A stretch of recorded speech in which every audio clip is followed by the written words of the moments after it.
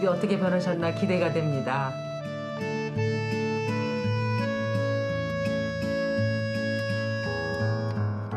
너무 오랜만에 뵈서 또 기억 안 나고 이렇게 났어요.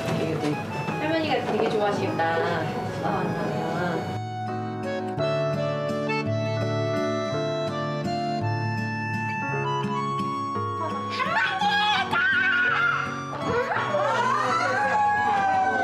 누구예요? 아이고 수아. 어머나 세상에. 가요. 어머나 세상에 저렇게 좋아하냐. 네. 똑같다. 어머니, 아이고 며느리요. 그랬네 우리 어머니.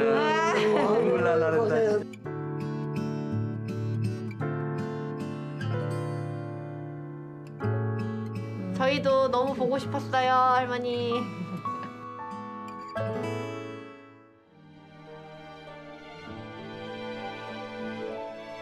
어르신들은 보자만 왔다만 가면 그렇게 좋아할 수가 없거든요.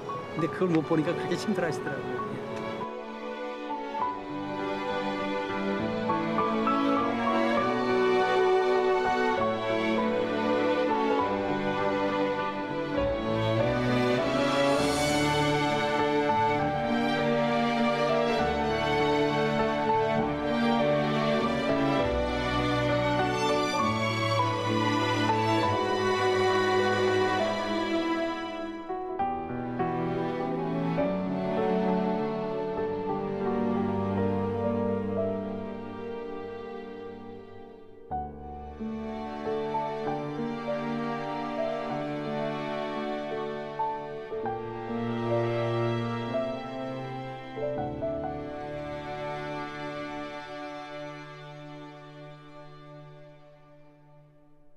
여러분 안녕하십니까? 경기 인천 지역 주요 현안을 집중 분석하는 인사이드 경인의 김대웅입니다. 오늘은 코로나 시대 가장 중요하면서도 가장 방역에 취약한 곳, 요양병원과 요양시설을 다뤄볼까 합니다. 정부가 5월 가정의 달을 맞아 3주간 한시적으로 이곳에 접촉 면회를 허용했는데요. 오랜만에 상봉한 가족들은 서로 따뜻한 체온을 느끼며 꽉 잡은 팔을 놓지 못했다고 합니다. 사회적 거리 두기가 전면 해제되면서 밖에서는 마스크를 벗는 시기지만 아직도 요양병원과 요양원에서는 고령자와 기저질환자가 모여 있어 집단 감염으로 이어지기 쉽다고 합니다. 그렇다면 근본적인 해결책은 없는 걸까요? 자녀들이 안심하고 믿고 맡길 수 있는 요양병원이나 요양시설은 없을까요? 어떻게 하면 이곳에 있는 어르신들이 행복하고 건강하게 지낼 수 있을까요? 요양병원 관계자분들을 모시고 자세히 알아보겠습니다. 출연자 소개합니다. 인덕의료재단의 이윤환 이사장님, 안녕하세요. 안녕하십니까. 대한요양병원협회 노동훈 홍보위원장님 나오셨습니다. 안녕하세요. 네, 안녕하세요. 자, 두 분 다 요양병원을 이제 운영하고 계신데 좀 전에도 제가 말씀을 드렸습니다만 5월에 이제 접촉 면회를 이제 한시적으로 허용하지 않았습니까?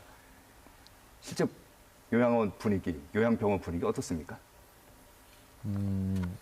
병원에서 2년 넘게 이제 면회가 제한되다 보니까 이 자체가 진행이 되다 보니까 이제는 가족들이 손도 잡고 어떻게 보면 눈물의 상봉 시간이 만들어진 거죠.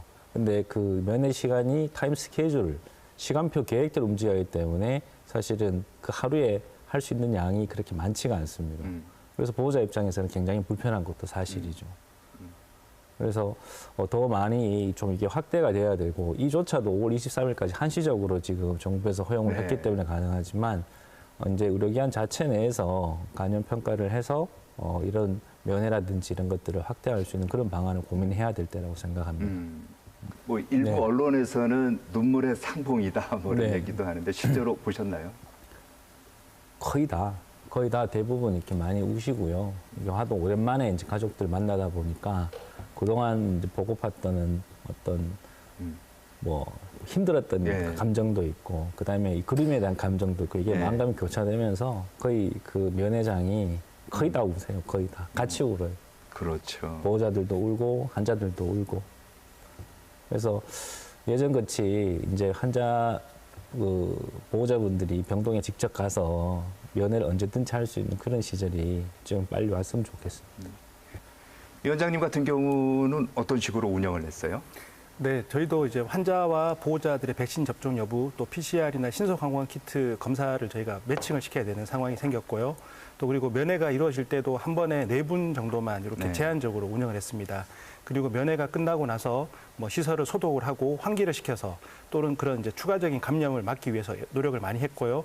이런 절차들이 따르다 보니까 이제 면회를 할 수 있는 환자분들의 숫자가 좀 제한이 되는 경우가 있었습니다. 그래서 이런 것들이 좀 빨리 우리가 좀 문제를 풀었으면 좋겠다는 생각을 했습니다. 그럼 오셨다가 면회를 못하고 그냥 돌아간 경우도 있었습니까? 네, 뭐 안타깝지만 이제 전체 다는 아니고 몇몇 분들만 이렇게 좀 빠져서 하시는 경우가 있었거든요. 저희가 사실 사전에 공지를 해드렸지만 또 이게 일반인들을 기준에서 봤었을 때는 예. 조금 복잡한 부분이 있었던 것 같습니다. 그래서 이제 먼 길 오셨지만 안타깝게 이제 그분들은 면회에 참석하지 못했던 분들이 계십니다. 아, 예. 그렇군요. 네, 저희가 경기도의 한 요양병원을 찾아가 봤습니다. 그 현장 함께 보시겠습니다. 경기도 안양에 있는 한 요양원. 정부가 한시적으로 면회를 허용하면서 방문객들을 맞느라 분주합니다. 예, 혹시 코로나 백신 예방 접종 하신 것 좀 확인이 가능할까요? 예, 접종 확인되셨고요. 예, 3차 접종 확인되셨습니다. 예, 확인되셨습니다. 예, PCR 검사 하신 것도. 할머니를 뵌 지 벌써 2년이 흘렀습니다. 오랜만에 만날 것을 생각하니 벌써부터 설렙니다. 네, 모습이 어떻게 변하셨나 기대가 됩니다. 손주는 할머니께 드릴 선물도 챙겨왔는데요. 너무 오랜만이라 기억이나 하실까? 가족들은 만남에 앞서 연습까지 합니다. 할머니 이러면서 다녀가. 알았지? 할머니. 미리 연습해봐. 할머니 엄청 기다리셨겠다. 맨날 왕할머니 그랬지? 그거 그래. 할머니 드려보면 수아가 드려. 이거 진짜 꽃이야. 드디어 모습을 드러낸 어르신. 가족들이 한달음에 달려갑니다.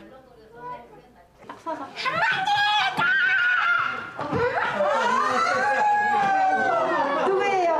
아이고, 수아. 어머나 세상에. 가요. 어머나 세상에 저렇게 좋아하냐. 네. 똑같다. 어머니. 아이고, 며느리요. 뵙네 우리 어머니. 눈물 날라 그랬다 진짜. 네, 아유. 사랑해요. 어찌나 좋아하는지 지켜보는 직원들도 한마디씩 합니다. 수아. 세상에 저렇게 좋아하냐. 네. 너무 어르신들이 좋아할 때, 기뻐할 때 저들도 참 눈물이 핑 돌죠. 면회를 위해 별도로 마련된 접견실. 오랜 기다림 끝에 만남이라 서로 얼굴을 마주하는 것만으로도 감격스럽습니다. 아유, 잘하셨다. 많이 보고 싶었어요, 할머니. 보고 싶으네. 네, 보고 싶으셨죠. 저희도 너무 보고 싶었어요, 할머니. 직접 만나지를 못해가지고 그동안. 보고 싶으셨어? 어르신이 잘 지내는 것 같아 다행입니다. 아니 어떻게 더 젊어지시고 더 이뻐지셨어요 좀. 네, 예뻐지셨네, 아주 잘 우리 계셔요. 올려놓고. 그래, 올려놓을까요? 네. 연애 시간은 한 20분. 너무나 짧은 시간이었지만 가족 모두에게 너무도 소중한 순간이었습니다. 오래간만에 어떤 참 좋아요. 오래간만에 봐서. 네. 4대가 이렇게 한 자리에 모이니까 너무 행복하고 너무 의미가 컸습니다. 아주 좋았습니다. 바라고 있대요. 이제 헤어질 시간. 언제 다시 만날지 몰라 아쉽기만 합니다. 저 뒤에 있네요. 할머니 그래. 또 봐요. 사랑해요. 또 봐요. 다음에 또 봐요. 안녕. 안녕. 아유, 그래. 사랑해요. I love you. I love you. 사랑해. 큰 소리로 사랑해 주세요. 사랑해요. 네. 아쉬운 마음에 잡은 손을 참아 놓지 못합니다. 다음 만남을 기다릴 수밖에 없습니다. 평안하고 잘 있어요, 다들. 또 만나요. 또 올게요. 이제 안녕. 이제 가셔야 돼. 이제 안녕. 어르신 이제 안녕. 가요. 안녕. 손 놓으셔 이제. 어떡해. 만나. 네네 안녕. 아이고, 어르신 저렇게 나. 이제 어떡해. 만나. 코로나로 인한 면회 제한으로 마음의 우울까지 겹친 어르신들. 자식들 얼굴, 손주들 얼굴을 봤다는 것 하나로 또 그렇게 며칠을 버텨냅니다.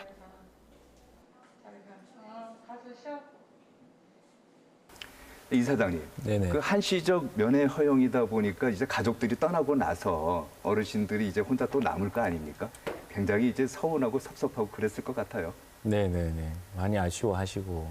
근데 그런 것들을 이제 평상시에는 이제 화상 면회를 통해서 전화로서 이제 화상 면회를 시켜드렸지만 그게 또 직접 보는 거하고는 많은 차이가 있습니다. 그래서 직접 이번에 대면 면회를 하고 나서는 이제 이때까지 어떤 부족했던 부분을 채웠던 부분 효과가 있었지만 또 앞으로 또 면회가 또 언제 열릴지 그런 부분에 대해서 불안해하시는 모습도 보여드리고 있습니다. 그럼 뭐 이사장님도 마찬가지겠지만은 어떻게 보면은 가족들이 이제 그동안 못 만났다가 이제 갑자기 만나갖고 떠나버린 거 아닙니까? 그럼 이제 더 섭섭할 것 같아요.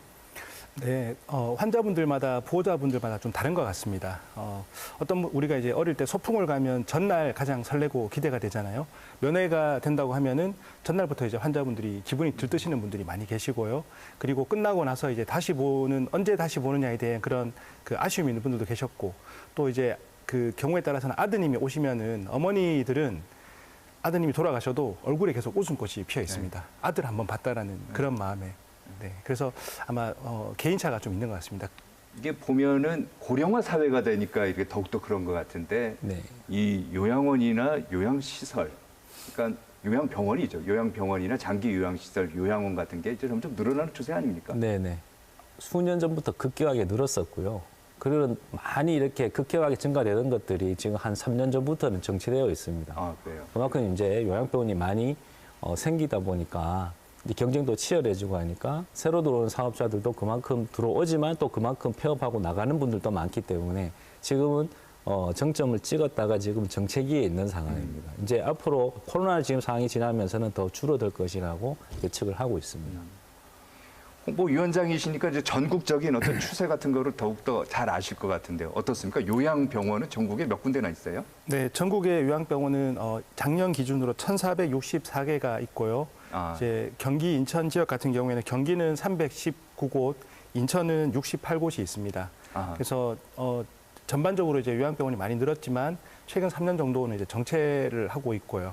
예, 그 이유는 이제 경쟁도 심해졌기 때문이라고 생각하고요. 이제 새롭게 생기는 요양병원들은 아무래도 조금 이제 대형화가 되는 추세가 조금 있고 기존에 규모가 작았던 병원들은 그런 이제 운영상의 어려움이나 이런 문제들이 좀 누적이 되다 보니까 이제 좀 숫자가 줄어드는 것 같습니다. 요양병원 같은 경우는 그 몇 년 전 얘기이긴 합니다만은 이게 돈벌이가 된다. 네. 그래서 뭐 너도 나도 요양병원을 설립하면 돈 벌 수 있다. 이런 적도 있지 않았습니까? 있었습니다. 네. 그래서 그 결과가 지금 와 있는 겁니다. 그때 요양병원이 한 700개, 800개 정도 운영이 될 때는 그렇게 포화 상태가 아니었는데 1,000개를 넘어가면서 1,000개를 넘어가면서 이제 폭주 상태에 들어간 거죠. 그렇게 되면서 이 1,000개를 피크를 지나면서 경쟁도 더 치열해지고 여러 가지 사회적인 문제들이 다 발생하고. 뭐 그 당시에 뭐 가격 덤핑도 있고 막 그렇지 않습니까? 뭐 그런 게 굉장히 심했었고요. 아무래도 한정돼 있는 환자를 우리가 서로 유치를 하려 보니까 어떤 병원에서는 더 싸게 치금 같은 경우는 본인 부담은 할인해 줄 수 없습니다만 간병비 같은 경우에는 적게 받을 수 있거든요. 그렇죠. 할인해 줘도 상관이 없고 간병비랑 같은 경우는 실체가 있는 제도가 아니니까 받아도 되고 안 받아도 되고 이렇게 자유롭게 하다 보니까 간병비를 안 받는 곳은 받는 것보다는 당연히 가격이 굉장히 싸게 되는 거고 저소득층 환자들은 내가 운영을 하면서 실질적으로 내 부모를 잘 모셔야 되지만 경제적 생활이 안 되다 보니까 싼 데를 갈 수밖에 없는 상황이고 그런 곳들이 간병비를 적게 받다 보니까 어떤 일이 일어나겠어요. 간병사 서비스 질이 떨어지게 되는 거. 그런 것들이 언론에 계속 방송이 되면서 요양병원의 전체적인 이미지가 부정적으로 바뀐 거였죠.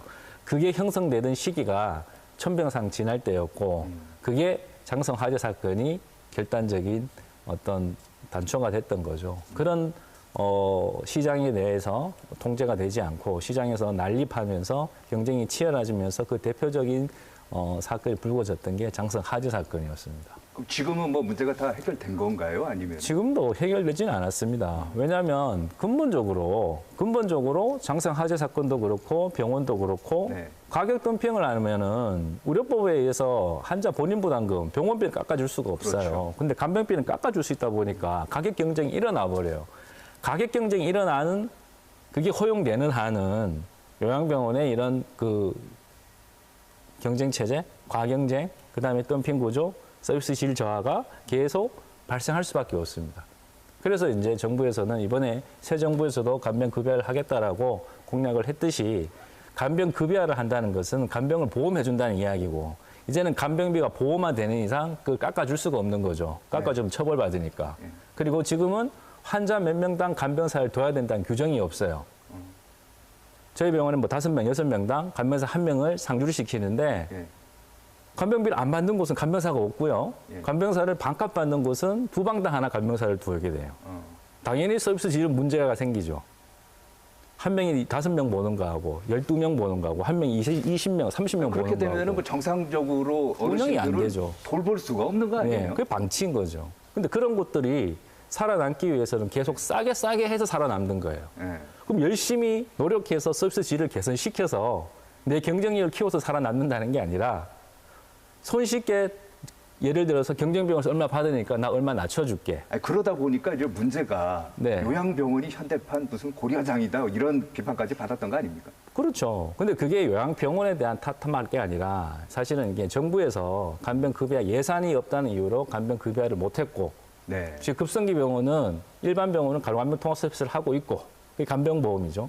요양원은 이미 장기요양보험을 2008년부터 하고 있습니다. 근데 요양병원만 안 하고 있는 거죠. 그러니까 그런 사회적인 문제가 계속 악순환돼서 계속 한마디로 이제 일어나죠. 구조적인 문제가 있다 이 말씀. 그러니까 간병 보험을 시키면 급여를 시키면 어느 병원이든 환자 수 대비해서 간호사도 몇 대 1이라는 규정이 있고요. 의사도 몇 대 1이라는 규정이 있습니다. 환자 몇 명당 의사다 간호사 몇 명 돌아가고 규정을 해놨는데 이게 실체가 없는 제도다 보니까 제도권에 안 들어오다 보니까 환자 몇 명당 간병인을 둬야 된다는 규정 자체가 없는 거예요. 그러니까 문제가 생기죠. 둬도 되고 안 둬도 되고. 근데 이게 정상적으로 잘 운영하던 병원도 자꾸 환자를 뺏기니까 여기도 싸게 해. 그 싸게 하니까 전체적인 질이 다 같이 내려가죠.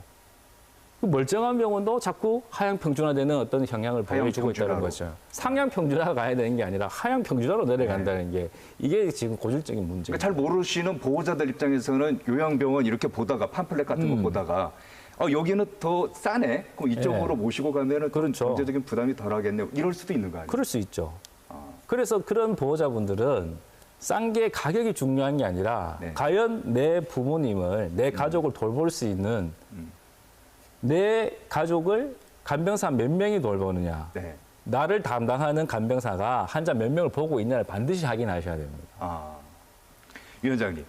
지금 이사장님 얘기를 들으면 이제 요양원과 요양병원의 차이점은 좀 이제 알 것 같아요. 의료 서비스를 받을 수 있느냐 없느냐 이 차이점인 것 같은데 그러면은 예를 들어 병원인 경우에요. 이 들어가는 입원 대상자는 어떻게 결정이 됩니까? 네, 뭐 요양병원은 특별히 뭐 입원에 대한 제한이 많이 있지는 않습니다. 뭐 이제 고령자의 만성 질환이 있는 경우에 입원이 가능하고요. 또 나이가 젊다고 하더라도 질환이 있으면은 입원해서 이제 치료를 받고 퇴원할 수가 있습니다. 아, 그러면 누구나 나 요양병원에 가고 싶다 그러면 갈 수 있다? 네, 그렇습니다. 아, 특별한 제약은 없고요. 네, 특별히 뭐 제약은 없습니다. 그렇다면은 요양원 같은 경우는 어떻습니까? 네, 요양원은 조금 기준이 까다롭습니다. 이제 장기 요양보험 제도라는 게 생겨서 이제 환자분이 이제 등급을 받으셔야지 되거든요. 네. 보통 이제 5개 등급으로 나와 있고 1등급이나 2등급을 받은 경우에는 우리가 이제 이게 시설급여라고 나와서 요양원에 네. 입소를 하실 수가 있습니다. 3등급이나 4등급은 이제 재가급여를 받게 되는 경우 되고요. 네네. 그러면 이제 3등급, 4등급 중에서도 만약에 요양원에 입소가 필요하다라면은 이제 신청을 합니다. 우리가 뭐 이분을 모실 수가 없다라든지 이런 사정이 있는 경우에는 이제 그런 그 재가급에서 시설급여로 바뀌게 되어서 요양원으로 이제 입원을 하게 되고요. 5등급은 이제 치매 등급이 되는데 치매 등급 같은 경우에도 사유가 있으면 이제 신청을 해서 요양원에 가실 수가 있습니다. 그래서 병원은 우리가 이제 그 본인의 의지로 선택으로 갈 수가 있지만 요양원은 일단은 이런 등급을 받아야 되는 절차가 있어서 조금 다릅니다. 아, 그럼 지금 이제 등급이라는 게 굉장히 중요한 얘기 같은데 그럼 1등급, 장애 1등급 뭐 그 요양 1등급, 뭐 2등급 이 등급은 누가 결정을 하고 어떻게 결정을 합니까? 네, 공단 내에서 등급판정위원회가 있습니다. 그래서 이제 그런 그 보호자들이 등급을 신청을 하게 되면은 공단에서 현지에 나가서 실사를 조사를 하고요. 환자분에 대해서 객관적인 상태를 파악을 하고 또 등급판정위원회가 열립니다. 거기서 이제 절차에 따라 시스템에 따라 순서에 따라서 이제 환자들의 등급을 나누게 되고 그 등급에 따라서 시설급여나 재가급여 등을 받게 됩니다. 그 요양병원 같은 경우는 좀 전에 이제 말씀을 하셨습니다마는 이제 가격이 차이가 나는 거 아닙니까? 네. 그러면 요양병원의 가격, 요금은 크게 어떻게 구성이 됐어요? 병원이니까 당연히 진료비 같은 것도 있을 것 같고요. 당연하죠. 이제 진료비, 그다음에 약제비, 식대, 그다음에 뭐 어떤 치료를 하게 되면 재활치료비, 아니면 또 검사비 이런 항목이 구성이 되는데 네. 요양병원은 일당 정액제가 운영이 됩니다. 그래서 환자 한 명, 환자 몇 명당 의사 몇 명을 갖추면 의사 등급이 정해지고요. 1등급, 2등급이 될 수가 있고 또 환자 수당 간호사 등급이 정해져요. 네. 그렇게 해서 환자 한 명당 우리가 의료 최고도, 고도에 의해서 환자에게 등급을 나누게 되죠. 아까 장기요양의 1등급, 2등급, 3등급 비슷한 거예요. 예. 그러면 저희는 그 1등급에 대한 환자들한테 하루에 뭐 예를 들어서 55,000원이라는 모든 금액이 정해져 버립니다. 네. 예를 들어서 약을 주셔도 약을 먹어도 안 먹어도 주사를 맞아도 안 맞아도 이 돈은 일정하게 지급이 되는 거죠. 그 일당 정액제라고 그러는데 이렇게 구성이 되는 거죠. 그러면 요양병원 같은 경우는 의료기관이기 때문에 건강보험이 또 적용되는 거죠. 네네네. 아, 그리고 이제 간병비가 이제 따로 들어간다는 거예요. 그렇죠. 간병비가 중요한 거군요. 그렇죠. 왜냐하면 의료 서비스라는 것은 그 일당 정액제에서 환자 등급에 따라서 분류 체계에 따라서 입원료가 정해지는 거예요. 네. 식대도 정해져 있고 등급에 따라서 정해져 있고 그다음에 아까 말씀드렸던 의사 간호사 등급을 맞추게 되면 그 가산이 발생하고 이런 시스템인데 문제는 요거는 제도권 안에 있는 시스템인 거고 간병비는 환자와 보호자가 직접 계약하는 구조입니다. 왜? 개인 간병하면 우리가 그 큰 병원에 대학병원에 가서 내가 갑자기 수술 받았다든지 하면 내 가족이 없을 때는 개인 간병을 하루에 10몇만 원 주고 쓰잖아요. 그럼 그 돈은 누가 주냐? 국가에서 주는 게 아니죠. 내가 직접 줘야 되는 거거든요. 근데 요양병원에 다 개인 간병을 할 수 있는 사람들이 거의 없죠. 경제적 비용 때문에. 그래서 그 부담을 낮추기 위해서 공동 간병 형태를 띠는 거예요. 한 명의 간병사를 이 사람의 인건비를 5명, 6명 나눠서 부담하는 방식인 거죠. 그런데 이 실체가 없는 제도죠. 간병사하고 직접 계약이니까. 근데 병원에서 그거를 이제 처음에 환자가 입원 받을 때 간병비 얼마요 했을 때 저희는 간병비 얼마입니다라고 이야기를 하죠. 이런 문제가 발생을 하는 거예요. 그러다 보니까 이 제도권에 들어오지 않는 문제로 인해 가지고 간병 문제가 계속 발생을 하는 거고 비싼 곳은 정말 뭐 4대1 하는 곳은 90만 원 받는데 100만 원 받는 데도 있고요. 오히려 뭐 50만 원 받는 데도 있고 안 받는 데도 있고 이러니까 이제 보호자 입장에서는 사실 요양원 같은 경우는 요양보험을 받죠. 네. 그 어느 정도 그 받을 수 있어요? 요양보험으로 받는다는 것은 환자 본인 부담을 말씀하시는 거죠. 환자 본인 부담은 50에서 60만 원 정도 나옵니다. 근데 병원에는 본인 부담이 한 달에 60에서 70만 원 정도 나오고요. 본인 부담이 한 달에 그 정도 된다. 이거. 네네. 본인 간병비 빼고요. 예. 그러니까 간병비는 여기 요양원에는 간병비 예, 포함되어 있으니까 한 달에 50만 원 정도 비용이 발생하고요. 요양병원에는 간병비 빼고 진료비, 이 법정 본인 부담, 식대 포함 법정 본인 부담금이 뭐 70만 원 정도 약 대략 플러스 마이너스 나오게 됩니다. 그럼 여기에다 간병비가 플러스 알파가 되는 거죠. 6대1 간병을 하면 한 50만 원, 60만 원 정도 내셔야 되는 거고 네. 10대1 같은 경우는 한 30만 원 내시면 될 거고 예. 간병사 없는 곳은 안 내면 되시는 거고 이렇게 구도가 형성이 돼 있는 거죠. 위원장님 같은 경우도 이제 병원이다 보니까 네. 간병비라는 것이 1인실, 2인실, 뭐 다인실에 따라서 간병비가 다 다를 거 아닙니까? 네네. 가격이 어떻게 돼요? 네, 보통은 뭐 이제 간병비가 한 300만 원 정도 만약에 비용이 든다면 6명을 하면은 1인당 50만 원씩 발생을 할 거고요. 뭐 10명이면 30만 원씩 발생을 하겠죠. 그래서 그 비용을 이제 전체 비용을 나눠 가지기 때문에 이제 그렇게 생각하시면 됩니다. 최근에 이제 코로나로 간병인들 수급 문제가 많이 생긴 걸로 알고 있고요. 제가 알기로 3, 4년 전에는 그 이제 1대1 개인 간병이 하루에 10만 원이었거든요. 네. 최근에는 15만 원까지 올라갔다고 하더라고요. 그러면은 요양병원은 구조상 개인 간병을 쓰시기가 사실 너무 많이 어렵습니다. 저희 병원에 있던 간호사도 어머니가 그런 이제 근육 쪽에 문제가 생겨서 병원을 알아봤었는데 그 당시에 간병비가 한 달에 300만 원 나오니까 내가 한 달 일해서 받는 돈하고 똑같이 나오는 거예요. 그래서 그러면은 다른 사람의 손에 빌리느니 내가 차라리 모시겠다라고 해서 병원을 네. 퇴사했던 경우도 있었거든요. 근데 지금은 그 부담이 오히려 한 50%가 더 올랐기 때문에 사실은 이 간병비 부담이 그런 그 이제 부모님을 모시는 분들한테는 매우 크게 다가오고 있습니다. 그러니까 결국 요양병원에서는 이 간병비 부담 때문에 보호자들의 비용 부담이 증가한다 이 말씀이시네요. 네, 그렇습니다. 간병비는 지금 국가에서 만든 어떤 제도도 없고 또 제도가 아닌 이런 이상한 형태로 되어 있거든요. 그러니까 이제 요양병원이 저질이라고 자꾸 이야기가 나는 게 간병에 대한 그런 그 어떤 뭐 절차나 제도가 없습니다. 그러니까 병원도 나쁜 이미지를 가져가게 되고요. 또 보호자들도 비용은 또 비용대로 부담을 하는데 또 그런 체계적인 합리적인 서비스가 없기 때문에 사실 문제가 되거든요.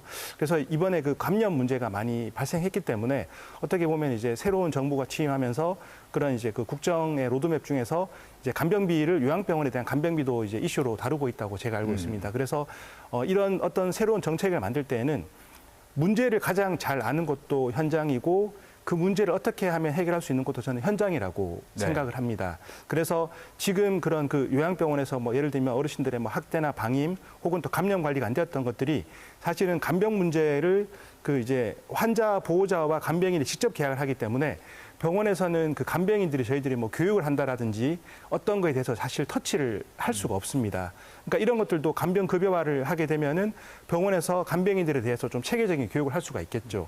예를 들면 뭐 환자분을 한 분을 만졌으면은 반드시 손을 씻고 가야지 되는 경우가 발생을 하는데 사실 그런 경우에 저희들이 물론 이제 뭐 교육을 하는 게 아니고 그냥 그런 식으로 말씀은 드릴 수 있지만 그분들이 이야기를 듣지 않는다고 해서 저희들이 뭐 어떻게 할 수가 없는 거거든요. 근데 간병 급여화가 이루어지면은 병원에서 저희들이 이제 그분들에 대해서 교육을 하고 필요하면은 또 이제 적절한 것들을 할 수가 있기 때문에 그래서 좀 그 병원도 그렇고 또 의료 소비자인 그런 환자들 또 저희를 믿고 맡기셨던 보호자분들에게 이런 모두가 좀 치료할 수 있는 구조가 생기지 않을까 생각합니다. 제가 잘 모르겠는 게 간병비 급여화. 네. 이게 뭐예요? 쉽게 이야기해서 이제 간병비를 국가에서 책임지고 보험화해 주겠다는 이야기입니다. 우리가 임플란트 했을 때 예전에 100%가 환자 부담이었지만 임플라가 보험이 되면서 어르신들 같은 경우는 20만, 30만 내고 80%를 우리 건강보험공단에서 부담했잖아요. 네네. 이제는 간병비를 건강보험공단에서 부담하겠다는 게 간병보험화라고 그걸 전문 용어로 이야기해서 간병비 급여화라고 합니다. 급여라는 이야기는 보험화된다는 이야기입니다. 그러면 이제 지금까지 우리가 간병비 때문에 그 보호자 부담이 컸다는 게 많이 지금 논의되지 않았습니까? 근데 이렇게 되면 좀 어떻게 도움이 되는 건가요? 문제 해결에? 보험 부담이 환자들 입장에서는 이때까지 간병비를 전액을 내가 부담하다 보니까 실질적으로는 그 부담이 굉장히 컸었고요. 근데 이게 보험화되다 보니까 건강보험공단에서 부담 비율이 보통은 80% 정도를 해드립니다. 그래서 20%는 본인이 부담하고 80%는 국가가 부담하고 식대 같은 경우에는 반반 부담이에요. 그래서 우리가 예산에 따라서 예산 요율에 따라서 50대 50 반반으로 갈 수도 있고 8대 1로 갈 수도 있는 거죠. 그런 사항에 대해서는 정부에다 계속 요청을 했던 사항이고요. 환자들 입장에서는 비용이 낮아지니까 네. 굳이 이제 싼 데를 안 가도 되죠. 아, 그 이유가 뭐냐면 그렇죠. 지금은 아까 말씀드렸던 본인보다 60만 원 나도 가정을 할게요. 간병비가 안 받는 곳은 간병사가 없어요. 네. 방치돼 있죠. 네. 그럼 이런 곳은 한 달에 60만 원을 내. 간병비가 제로예요. 그런데 12대 1 정도, 10대 1 정도 두 방 다 하나 보는 병원은 한 달에 30만 원을 내. 네. 그러면 한 방에 한 명 보는 데는 5명, 6명이에요. 여기는 60만 원, 70만 원이야. 근데 이 한 달에 영원 30만 원, 60만 원 이 세 개가 합쳐지게 되는 거죠. 왜? 이게 급여가 되는 순간 법정으로 금액이 정해지게 돼 있어요. 간병비가 정해져 버리죠. 한 달에 얼마만큼의 간병비가 발생하고 거기 본인 부담금을 보호자는 본인 부담금만 내면 되는 거죠. 그에 따라서 뭐가 생길까요? 인력 규정이 생겨요. 네. 환자 몇 명당 여기는 몇 명을 보라라는 인력 규정이 생기죠. 그걸 못 지키게 되면 간병비를 못 받는 구조예요.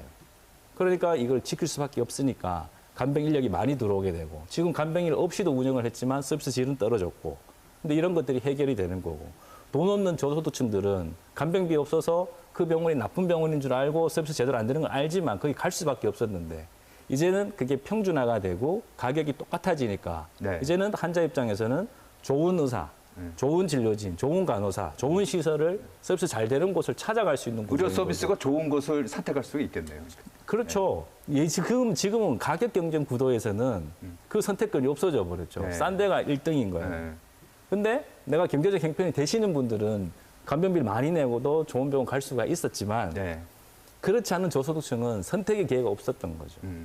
그래서 이제 간병 급여는 정말 우리나라에서 지금 80세, 90세 된 어른들이 우리나라 근대화의 주역이었고 우리나라를 이만큼 발전시켰던 주역들인데 이분들이 자식들을 키우면서 장가 보내고 그다음에 직장 취직시키고 이렇게 하다 보니까 본인들 노후가 준비가 전혀 안 돼 있어요. 네.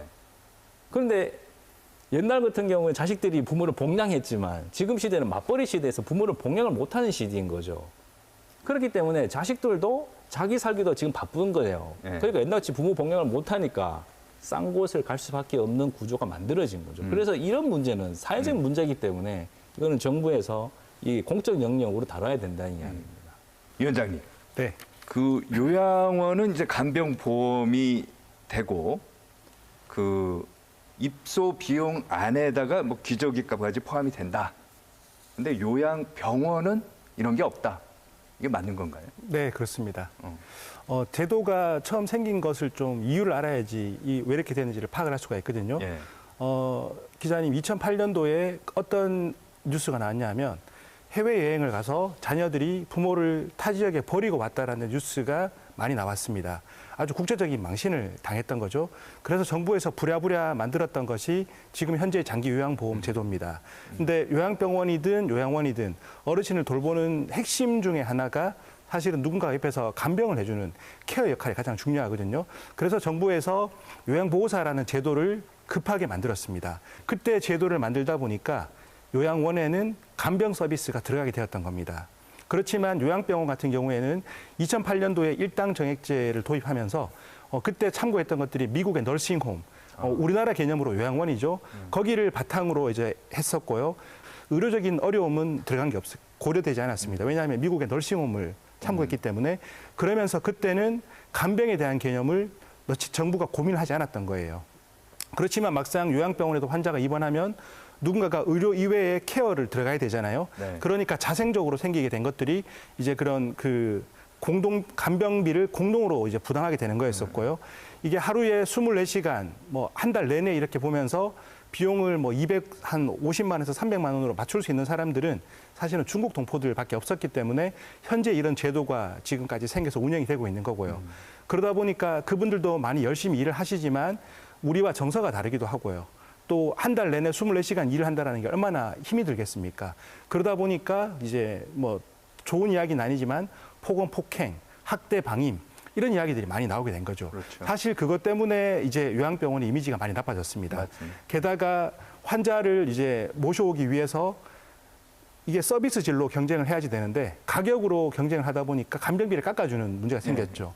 그러면은 6대1 간병을 했었을 때 만약에 어르신들을 잘 모실 수 있다고 봤었을 때 간병비를 절반을 받게 된다면 10명이나 12분을 모셔야 되잖아요.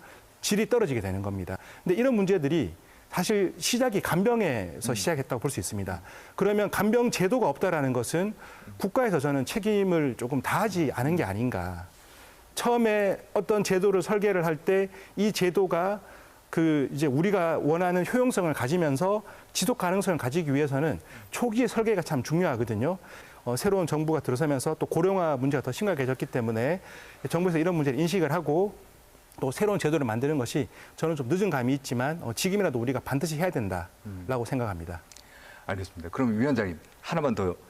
그 치료가 필요한데도 간병비 때문에 요양병원에 입원을 못하는 경우도 있겠네요.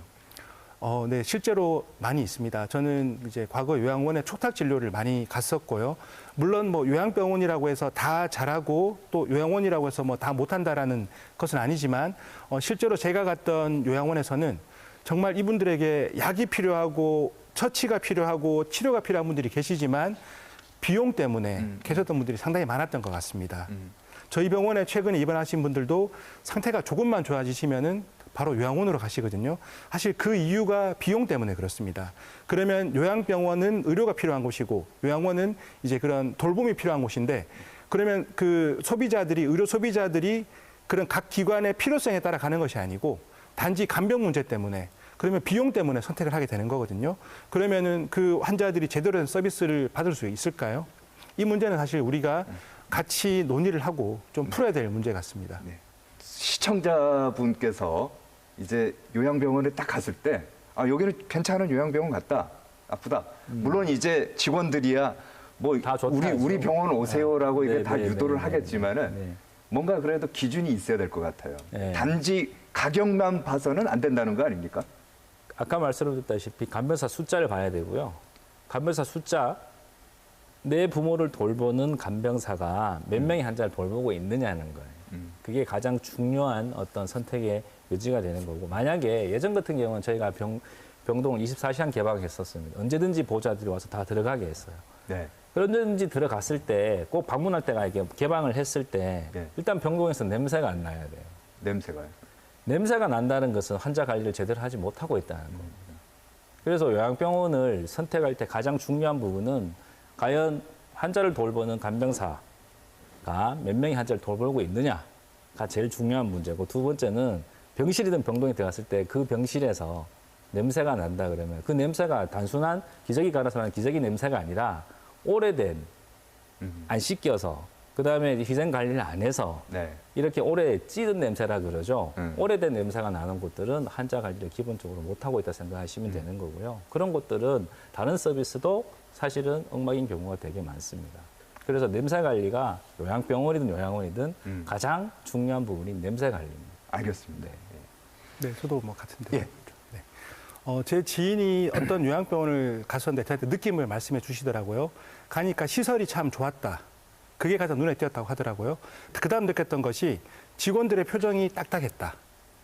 그리고 냄새가 났다. 그러면 요양병원의 핵심은 뭐냐면 사람이 사람에게 하는 서비스입니다. 그렇죠. 그러면 우리 나이 드신 부모님을 누군가가 돌보는데 그 돌보는 사람들의 표정이 어떤가가 가장 중요하겠죠.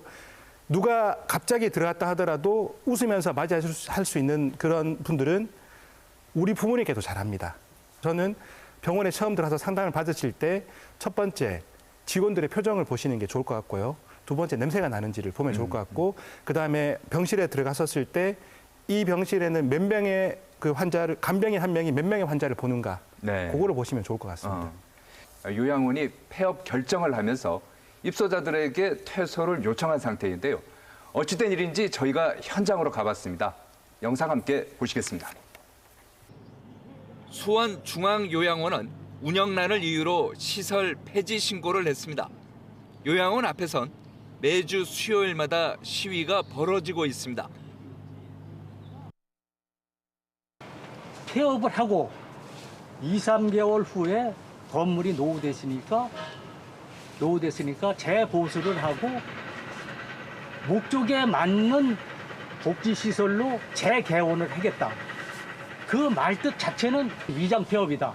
이렇게 얘기를 하는 거고, 위장폐업에 맞서서 저희는 위장폐업을 안 된다 하고 저희는 시위를 하고 집회를 하는 그런 형상이 된 거예요. 재정적으로 어렵기 때문에 폐업한다는데 대기자가 줄을 설 정도로 인기 있던 요양원이었다고 합니다. 워낙 여기가 분위기가 좋았던 데고 여기를 오시려면은 몇 개월씩을 기다렸어요. 여기는 그러니까 어떤 때는 한 100여 명이 밀려서 기다리고 있으신다고 그러고 어르신들을 내보내고 다 종사자들까지 다 싹 내보내서 위장 폐업을 해서 다시 여기를 개조해서 다시 요양원을 다시 열겠다는 거예요. 요양원 측에 확인해 보니 별다른 입장이 없다는 대답이 돌아왔습니다. 그러면서 어르신들의 퇴소를 요구하고 있습니다. 노조 지회장도 이 요양원에 어머니를 모시고 있는데 난감한 상황이라고 합니다. 보호자들이 이제 불안하죠. 지금까지 120몇 분이 나가셨는데 코로나에 감염되셔서 9분이 지정병원으로 갔다가 못 돌아오신 분이 3분 정도 됩니다. 네, 거기서 이제 돌아가신 분도 계시고 코로나가 엄중한데도 불구하고 왜 이렇게 강제로 어르신들을 퇴소를 시켰는지가 이해가 안 가는 거예요. 수원시는 일단 2차례에 걸친 시설 폐지 신고를 반려했습니다. 저희가 폐업에 따른 이행 조치 여부를 검토를 하거든요. 이제 해당 계약한 그 폐업 예정일까지 전원 조치가 이루어지지 않았기 때문에 그래서 저희가 반려를 한 거죠. 요양원이 폐업하면 다른 요양원으로 옮기면 되지 않냐고 하지만 말처럼 쉽지 않습니다. 집에 계시다가 낯선 곳에 입소를 하니까 그건 한 달 가까이 막 배회하시고 집에 간다고 보따리 싸시고 막 그러셨다고. 어르신들은 충이동만 해도 다른 방으로 옮기신다든가 하면 그게 낯설어서 환경 변화에 굉장히 민감하시거든요. 수원 중앙요양원에 아직도 남아있는 어르신은 23명. 큰 고통을 어르신들한테 어머니한테 드려야 되는 부분이다 보니까 정말 이제 그게 겁이 좀 납니다. 수원 중앙요양원은 최근 3번째로 시설 폐지 신고를 제출했지만 수원시의 입장은 변함이 없습니다. 중요한 부분은 어르신이 이제 계속 남아 있으면 안 되는 부분이기 때문에 계속 이제 폐업 신청을 하더라도 이제 정상적으로 이제 폐업이 되기가 좀 어려운 부분이 있는 거죠. 피해는 고스란히 어르신들과 보호자들의 몫으로 돌아갈 수밖에 없습니다.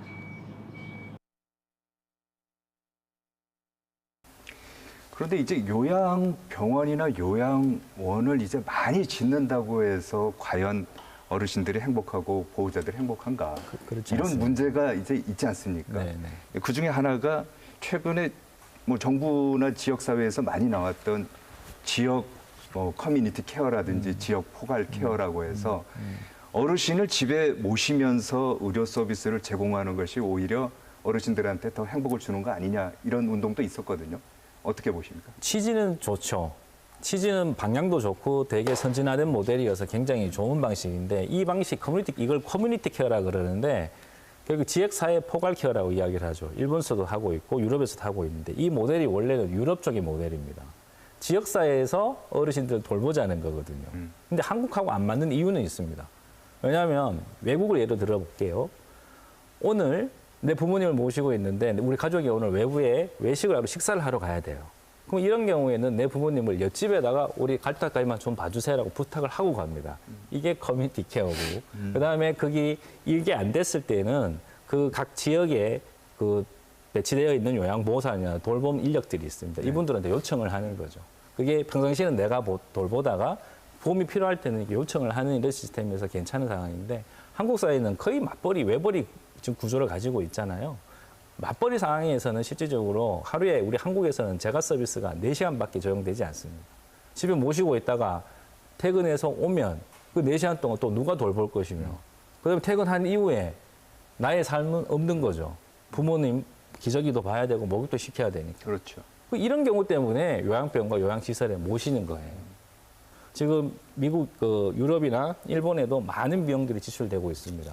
근데 그거는 이미 문화적인 어떤 사회적인 환경이 그렇게 성숙되었기 때문에 이런 그 커뮤니티 케어라는 게 잘 안착할 수 있었지만 한국 사회는 아직 우리 맞벌이 사회, 그다음에 내 부모를 전적으로 돌볼 수 있고 외벌이 사회로서 경제를 끌고 갈 수 있는 수준이 안 되기 때문에 지금은 그게 안착하기가 굉장히 힘든 구조를 가지고 있는 거죠. 위원장님, 이제 코로나를 겪으면서 요양시설도 좀 달라져야 된다. 과거와는 다른 모습으로 좀 바뀌어야 되는 거 아니냐. 이런 얘기도 많습니다. 어떻게 생각하십니까? 네, 그 간병인 비용에 대해서 제가 좀 말씀을 드리자면은, 간병인들은 사실은 비용이 나갑니다. 그런데 최근에 이제 새로운 기술들이 많이 발전하고 있습니다. 저희 병원 같은 경우에도 환자의 개인 정보가 노출되지 않으면서 모션을 일식할 수 있는 그런 시스템들을 지금 시범 사업으로 운영을 하고 있거든요. 그러면 예를 들어서 이렇게 한번 생각을 해보겠습니다. 10개의 병실이 있다면은 기존의 요양병원 간병 시스템에는 10명의 간병인이 같은 방에서 잠을 자고 그렇습니다. 근데 만약에 그런 카메라가 설치가 되어 있다고 한다면은 그날 당직 간병인을 2명만 세우면 됩니다. 당직 간병인을 2명을 세워서 뭐 환자가 어떤 모션을 취했을 때 부르라는 신호라든지 혹은 또 뭐 낙상이 있었다라든지 이런 게 있다면은 훨씬 더 효율적으로 할 수 있지 않을까요? 그러면은 우리가 이제 그 간병 급여화를 했었을 때도 인건비 부담을 줄이면서도 효율성을 높일 수가 있는 거죠. 또 저한테 연락이 왔던 어떤 회사는 기저귀에다가 센서를 달아서 소변량을 4단계로 나누어서 뭐 3, 4단계 정도가 되면은 기저귀를 갈라는 신호를 줍니다. 대변 같은 경우에는 가스를 검출을 해서 바로 갈라고 연락이 옵니다. 만약에 이런 시스템을 갖출 수만 있다면은 그러면 이제 특히 야간 시간에 우리가 간병인들의 인력을 조금 효율적으로 운영할 수 있지 않을까 생각하거든요. 제가 아까 말씀드렸다시피 어떤 제도를 만들었을 때 이 제도가 원래 설계했던 대로 잘 이루어지기 위해서는 사실 꾸준한 그런 뭐 점검도 필요할 것이고요. 또 들어가는 비용 대비 효율성을 많이 높여야 되거든요. 근데 이런 새로운 기술들을 돌봄 현장에 적용을 한다면은 저는 비용을 낮추면서 효율을 높일 수 있다. 충분히 생각하고 있습니다. 감사합니다. 네. 감사합니다. 감사합니다. 시청자분께서 이런 말씀을 해주셨습니다. 긴 병에 효자가 없다는 말이 있듯이 집안마다 다 사정이 있고 형편이 다르다.